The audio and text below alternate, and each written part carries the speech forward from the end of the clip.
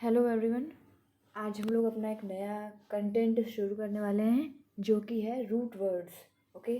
और ये आपके हर एग्ज़ाम में, हर कॉम्पिटिटिव एग्ज़ाम में बहुत इंपॉर्टेंट है। अगर आपको इंग्लिश में थोड़ा अच्छा बेटर परफॉर्मेंस करना है, जो कि आजकल हर एग्ज़ाम के लिए ज़रूरी हो गया है, तो उसमें आपको रूट वर्ड्स का नॉलेज बहुत कंपलसरी है। अगर आप रूट वर्ड्स को जान जाओगे तो आपको बहुत सारे मीनिंग्स आपको देखते ही समझ में आने लगेगा कि ये किस चीज़ से रिलेटेड है।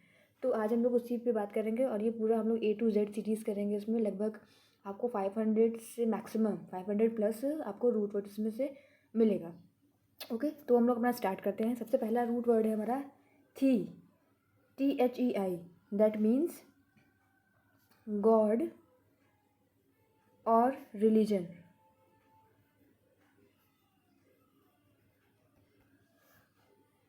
And east means IST means follower. Okay. The means God or religion and IST means follower. For example,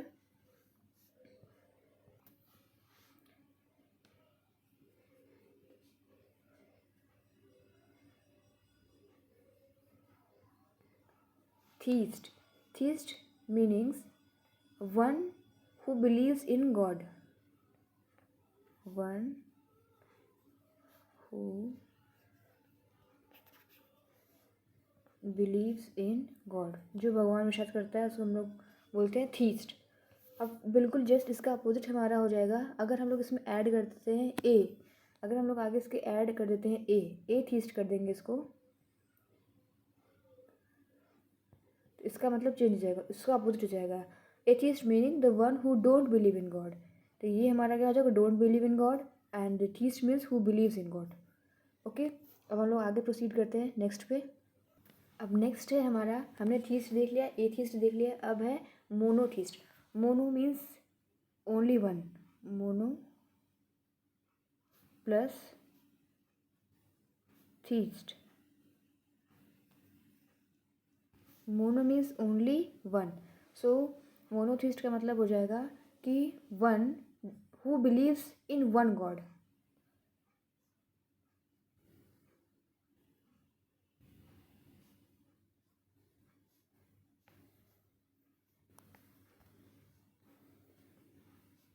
जो लोग सिर्फ एक भगवान में विश्वास करते हैं उनको हम लोग बोलते हैं monotheist. Who believes only in one God we call as monotheist. उसके बाद हम लोग आते हैं polytheist. Polytheist, polytheist means, poly means many, poly means many, तो पॉलीथीस्ट मतलब हो जाएगा one who believes in many god. One who believes in many gods. Okay, तो मोनो मीन्स आपको याद करना है कि मोनो, थीस्ट तो हम लोग जान गए कि वो गॉड से रिलेटेड है, गॉड है या रिलीजन। मोनो मीन्स सिंगल, तो जो सिर्फ एक भगवान में विश्वास करते हैं उनको बोलते हैं मोनोथीस्ट, लेकिन जो बहुत सारे भगवान में विश्वास करते हैं उनको हम लोग बोलते हैं पॉलीथीस्ट। ओके, अब आते हैं हम लोग नेक्स्ट पे। नेक्स्ट है हमारा पैनथीस्ट।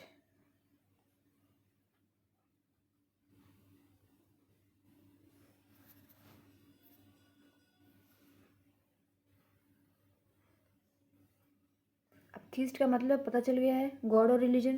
पैन का मतलब जैसे हम लोग पैंडेमिक वगैरह सुनते हैं ना, तो पैंडेमिक में क्या मतलब होता है कि ऑल ओवर द वर्ल्ड, जो कि बहुत एक अक्रॉस पूरे वर्ल्ड में हो। तो पैन का मतलब है means all over, pan means all over. Theist means God और रिलीजन, सो पैन थीस्ट का मतलब होता है one who believes in all God, in all gods across the religion. Okay, hope you understand this point. आपको theist का मतलब समझ में आ गया होगा, थीस्ट का मतलब क्या है। अब हमने आगे एथीस्ट किया, मोनोथीस्ट किया, पॉलीथीस्ट किया, पैंथीस्ट किया, उसके हिसाब से हमारा जो मीनिंग था चेंज होता गया। अब आगे आते हैं हम लोग नेक्स्ट पे। अब नेक्स्ट है हमारा logy. Logy means the study of something, study of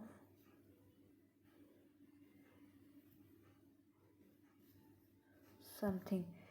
logy means study of something. अब इसके साथ हम लोग क्या क्या वर्ड्स ऐड करेंगे जिससे इसका मीनिंग थोड़ा चेंज हो जाएगा, वो देखते हैं हम लोग। पहला है इसमें थियोलॉजी। थियोलॉजी, थियोलॉजी मीन्स थियो,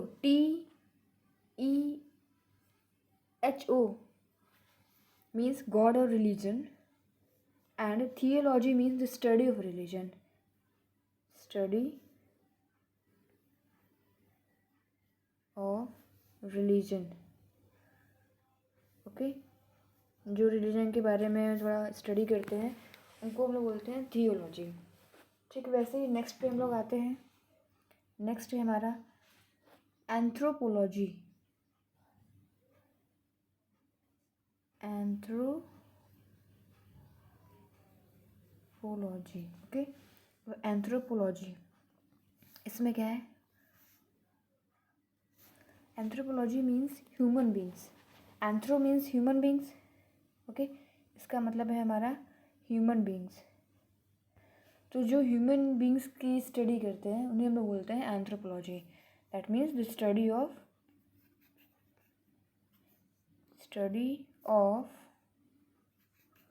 human beings.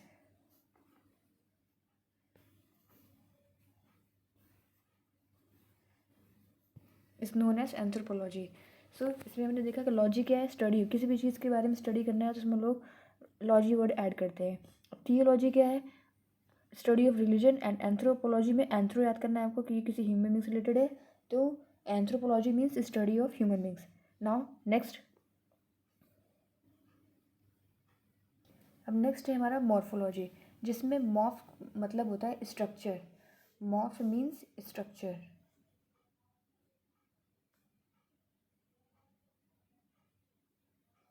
Therefore, morphology means the study of structure. Study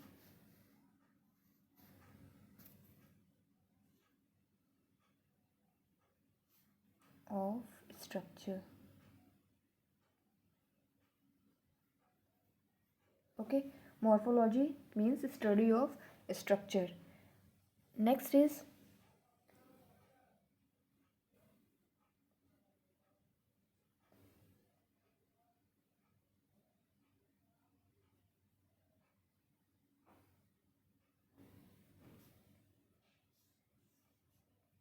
जू। अब ये तो पता होगा बचपन से आपको, जू क्या है ना? मॉर्फ स्ट्रक्चर है। तो जू और मॉर्फ और ism, that means giving animal structure to God. Giving animal structure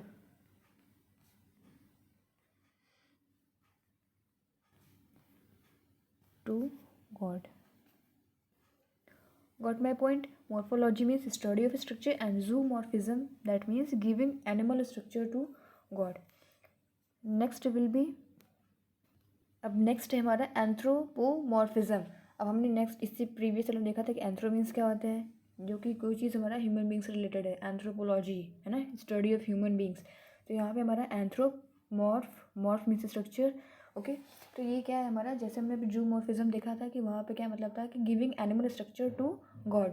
तो एंथ्रोपोमॉर्फिज्म मीन्स होता है giving human structure to God. Giving human structure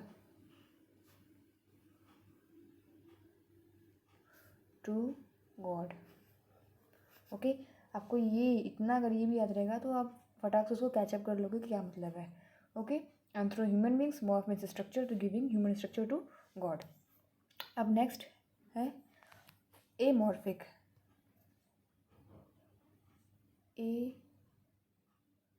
more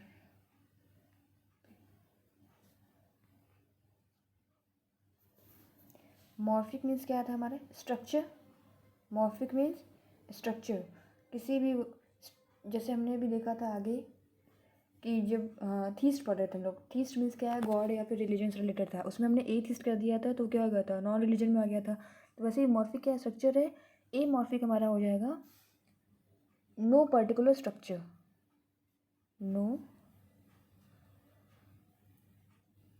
particular structure. Okay, so morphic में इतने हमारे सारे वर्ड्स से, ये आपको मेमोराइज कर लेना है। इससे बहुत सारे क्वेश्चंस आप देखोगे प्रीवियस ईयर में एग्जामिनेशंस में पूछे गए हैं। अब हम आते हैं नेक्स्ट पे, जो कि हमारा फोबिया है। नेक्स्ट फोबिया है। फोबिया मीन्स सबको, आप लोग को ये बेसिकली पता होता है कि किसी चीज़ से फोबिया मतलब क्या है, वो पसंद ना होना या फिर उससे डर लगना। तो फोबिया मीन्स फियर और डिसलाइक। इसमें हम लोग देखते हैं कुछ टर्म्स, जैसे हमारा है जूफोबिया।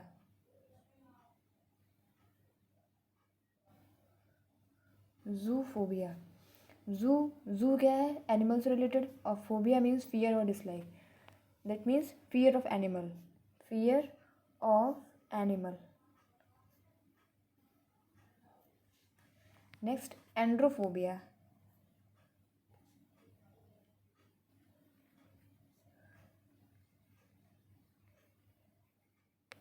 एंड्रोफोबिया, अब यहाँ पे आपको देखना है कि एंड्रो, जहाँ भी एंड्रो वर्ड आता है दैट मीन्स बॉय और मेल।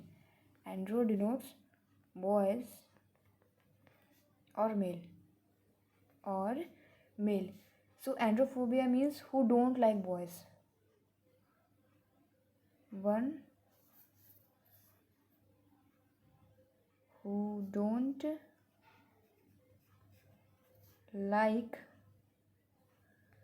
बॉयज और मेल। ओके, एंड्रो जहाँ पे आपको दिखेगा इसका मतलब वहाँ पे कुछ बॉय और मेल से रिलेटेड बात हो रही है। फोबिया मीन्स फियर और डिसलाइक, तो androphobia means one who don't like boys. अब आगे आते हैं हम लोग नेक्स्ट पे, गायनोफोबिया।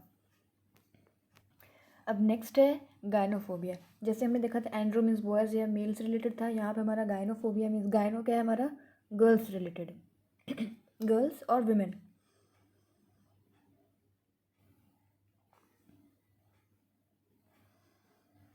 So gynophobia means one who don't like girls.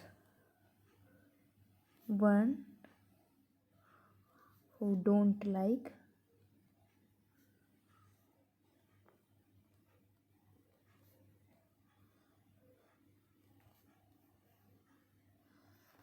Okay. अब नेक्स्ट आते हैं हम लोग पीडोफोबिया। अब पीडो मीन्स, पेडोगॉगी आपने सुना होगा वर्ड, ये रिलेटेड होता है चाइल्ड से।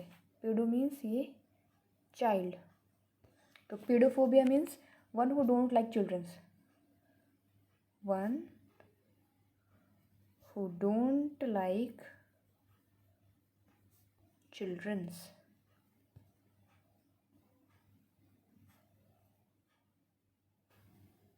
Okay, gynophobia means girls, gynophobia means one who don't like girls, pedophobia that means one who don't like children। तो आपको ये याद रखना है, गाइनो मीन्स क्या होता है, गर्ल्स ऑफ वुमेन, पीडो मीन्स क्या है, चाइल्ड से रिलेटेड है। अब आते हैं हम लोग नेक्स्ट पे। Now the next is demophobia. Here demo means people, people, and phobia means fear or dislike. So demophobia means the one who fear of public speaking, fear of public speaking।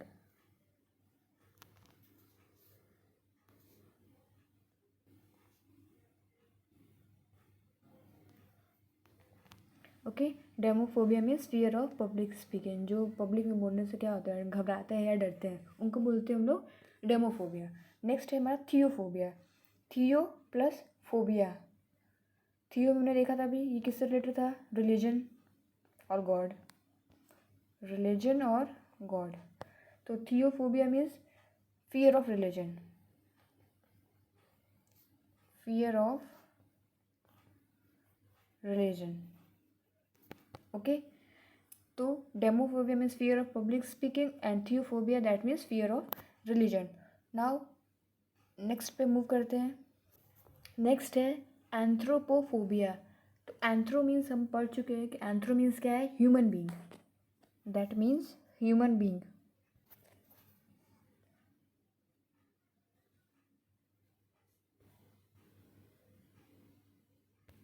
Anthro means human being, so anthropophobia means fear of human being, fear of human being।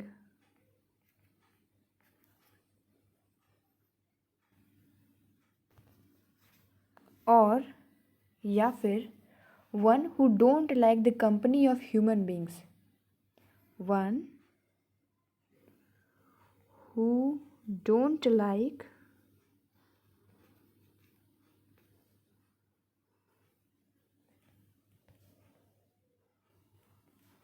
The company of human beings, जो अकेले रहना पसंद करते हैं, वो क्या है, एंथ्रोपोफोबिया।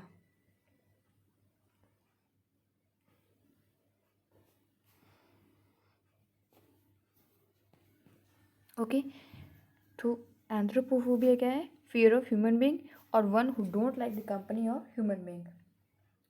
Now the next root word is cracy. Cracy means government और सिस्टम, गवर्नमेंट और सिस्टम। जैसे कि डेमोक्रेसी हो गया, ऑटोक्रेसी, थियोक्रेसी, प्लूटोक्रेसी, तो ये सब जो क्रेसी वर्ड यूज़ हो रहे हैं, इसका मतलब क्या है, यहाँ पे किसी सिस्टम या फिर गवर्नमेंट की बात की जा रही है। तो सबसे पहला हमारा आता है डेमोक्रेसी। तो डेमोक्रेसी मतलब होता है the government of people, demo plus cracy, demo plus cracy, that means government of people. मतलब कि वहाँ की जो गवर्नमेंट है उसको लोगों ने क्या किया है, इलेक्ट किया है बाय वोटिंग सिस्टम, तो उसको बोलते हैं हम लोग democracy. Next that is autocracy, auto plus cracy, auto means self. तो ऑटोक्रेसी क्या होता है, एक तरीके का किंगशिप या फिर डिक्टेटरशिप होता है। When one person rules the whole government और system, we call it as autocracy. So this means dictatorship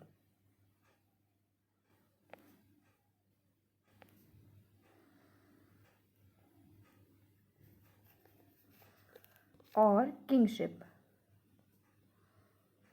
kingship. Next is theocracy.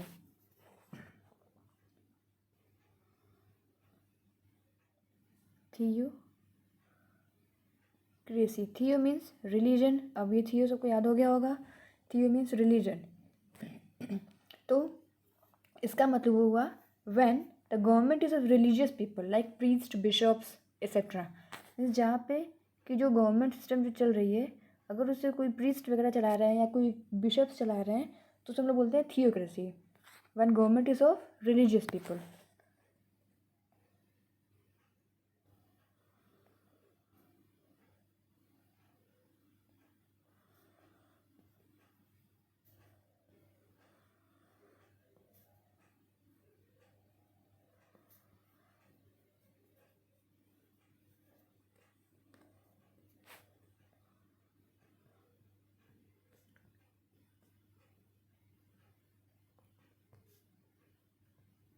Okay, तो democracy that means government of people, जहाँ पे कि लोग वोटिंग करके अपना जो रूलर है उसको इलेक्ट कर देते हैं। ऑटोक्रेसी मतलब कि डिक्टेटरशिप हो या किंगशिप हो, जहाँ पे कि कोई पूरा जो सिस्टम है वो कोई एक ही पर्सन चला रहा है। थियोक्रेसी क्या है, जब कोई जो गवर्नमेंट हमारा जो रूलिंग एरिया है उसको कौन संभाल रहा है, पुजारी लोग संभाल रहे हैं ना, कोई बिशप्स है, प्रीस्ट है, रिलीजियस पीपल है, तो उनको हम लोग बोलते हैं थियोक्रेसी। नेक्स्ट आते हैं हम लोग, नेक्स्ट है हमारा प्लूटोक्रेसी। यहाँ पे प्लूटो क्या सिंबल मानते हैं हम लोग, वेल्थ का। Okay, Pluto means wealthy, wealthy. therefore plutocracy means the government is controlled by wealthy people, the government is controlled by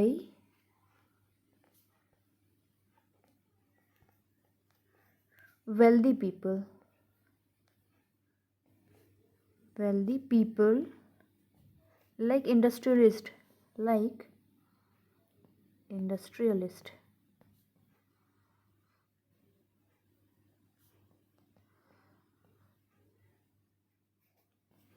ये है हमारा प्लूटोक्रेसी। प्लूटो में याद रखना है आपको कि प्लूटोक्रेसी में जो प्लूटो वर्ड है वो वेल्थ से रिलेटेड है, और क्रेसी मीन्स क्या है, सिस्टम या फिर कोई गवर्नमेंट। तो किसी एरिया का जहाँ पे कि गवर्नमेंट जो चलाई जा रही है उसको कौन चला रहा है, वेल्दी पीपल चला रहा है, जैसे कि इंडस्ट्रियलिस्ट हो गए, ठीक है, उद्योगपति। तो हम लोग इसको बोलेंगे प्लूटोक्रेसी। अब नेक्स्ट देखते हैं oligocracy. Oligocracy this means selected few, means oligo का मतलब होता है सेलेक्टेड फ्यू, मतलब कुछ गिने चुने लोग ही क्या करते हैं, वहाँ की गवर्नमेंट को रन कर रहे हैं। तो ओलिगोक्रेसी का मतलब हो गया selected few runs the government. When selected few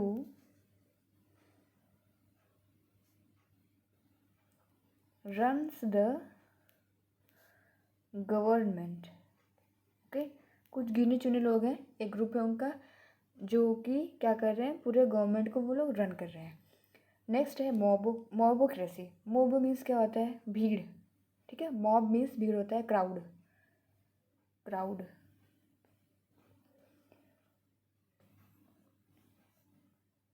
तो मोबोक्रेसी का मतलब होता है जब जो भीड़ है ना, गुस्साई हुई भीड़ जो होती है वो क्या करती है, कंट्रोल कर लेती है पूरे लॉ पे, पूरे गवर्नमेंट पे, तो उसको हम लोग बोलते हैं मोबोक्रेसी। वैन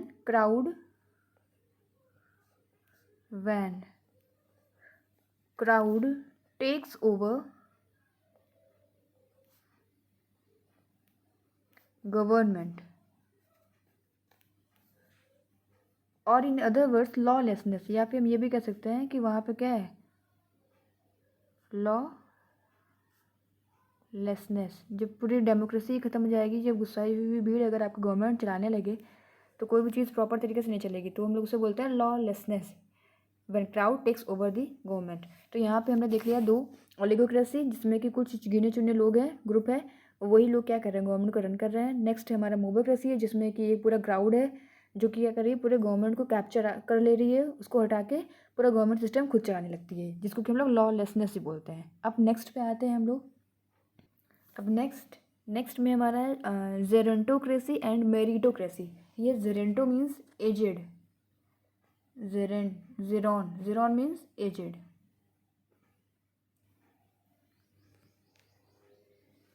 तो जेरेंटोक्रेसी मीन्स कि जब कोई पोजीशन किसी एजेड या फिर एक्सपीरियंस पर्सन के द्वारा चलाई जाती है उसको हम लोग बोलते हैं gerontocracy. When position are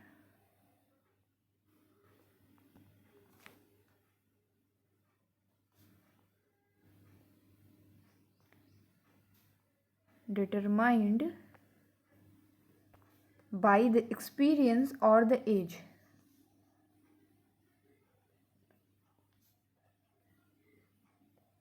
by the experience और द एज। कोई एजड ग्रुप है, ठीक है, कोई एजड पर्सन है या फिर कोई एक्सपीरियंस पर्सन है, जब वो पूरे गवर्नमेंट को सिस्टम को रन आउट करता है, ठीक है, चलाता है उसे, तो हम लोग बोलते हैं वहाँ पर जेरेंटोक्रेसी। उसके बाद हम लोग नेक्स्ट आते हैं मेरिटोक्रेसी। मेरिटो मतलब मेरिट, यहाँ पे वर्ड है, मेरिटो मीन्स होता है performance,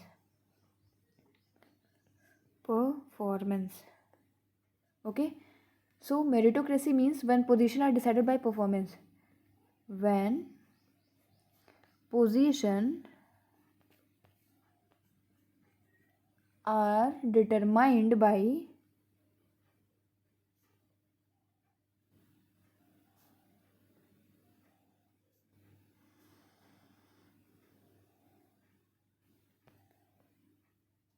performance।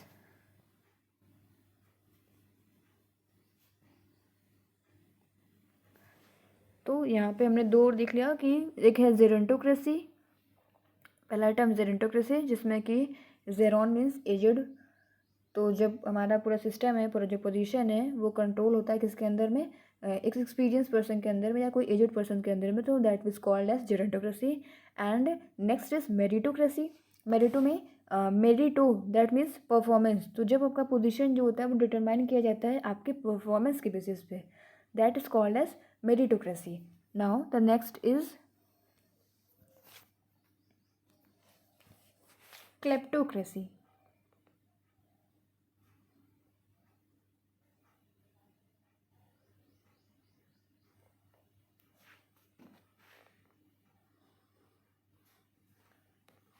Klepto. Here klepto means thief. Klepto means thief. Okay. So when the government is run by thieves, when the government is run by thieves, that is known as kleptocracy.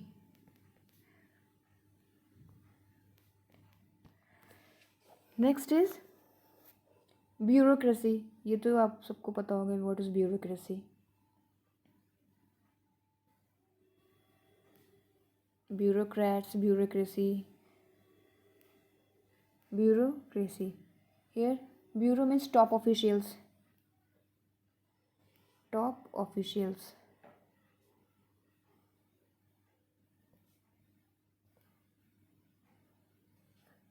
So when the government is run by top officials, when the government is run by top officials, ठीक है, जो बड़े बड़े अधिकारियों द्वारा जब कोई government चलाई जा रही है तो उसे हम लोग बोलते हैं ब्यूरोक्रेसी.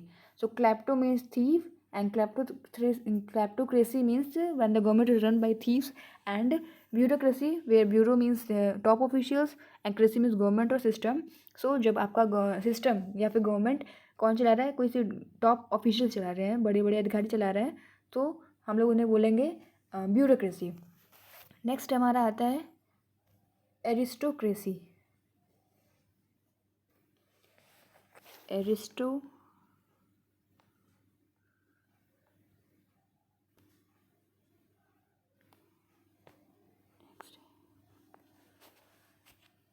एरिस्टोक्रेसी. हियर एरिस्टो याद करना है आपको. Aristo means nobility. Okay. So when the government is run by noble families, जो नोबल फैमिलीज होती हैं, थोड़ी हाई प्रोफाइल फैमिलीज हैं, अगर वो आपका सिस्टम चला रही हैं, वो गवर्नमेंट चला रही हैं, तो हम लोग उसे बोलेंगे aristocracy. When government is run by noble families.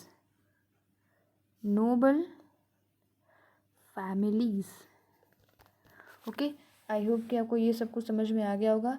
So cracy तक आपको समझ में आ गया होगा. तो ये चीज़ें आप रिवाइज कर लेना. फिर नेक्स्ट वीडियो में हम लोग कुछ और रूट वर्ड्स देखेंगे. हम लोग हर वीडियो में लगभग 5 to 6 रूट वर्ड्स देखेंगे, और जितने भी रूट वर्ड से जितने भी टर्म्स बनते हैं जो कि हमारे प्रीवियस एग्जामिनेशंस में आए हुए हैं, पूछे गए हैं, हम लोग सबको डिस्कस करेंगे. और लगभग आपको सारे रूट वर्ड्स देने के बाद हम लोग प्रीवियस ईयर क्वेश्चंस भी सॉल्व करेंगे. So thank you for watching. If you like the content, please share among your friends and don't forget to subscribe the channel. Thank you.